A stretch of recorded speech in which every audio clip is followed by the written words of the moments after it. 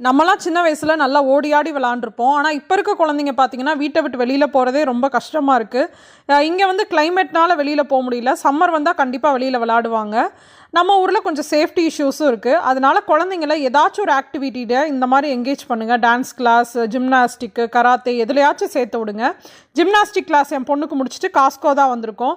காஸ்கோல ஒரு விஷயத்த பார்த்து ரொம்பவே ஷாக் ஆயிடுச்சுங்க. அது என்னன்னு பார்த்தீங்கன்னா, முட்டை ஒயிட் மட்டும் தனியா ஒரு கண்டெய்னர்ல அடைச்சு விக்கிறாங்கங்க. 3 மாசம் வேலிடிட்டி கூட இருக்கு. அத பார்த்து கூட எனக்கு ஷாக் ஆகல. ஏன்னா ஏற்கனவே நான் யூடியூப் வீடியோஸ்லலாம் பார்த்துருக்கேன்.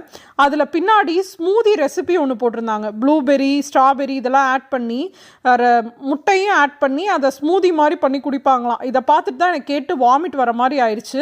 அடுத்து முட்டையை பாயில் பண்ணி கூட வச்சு விற்கிறாங்கங்க.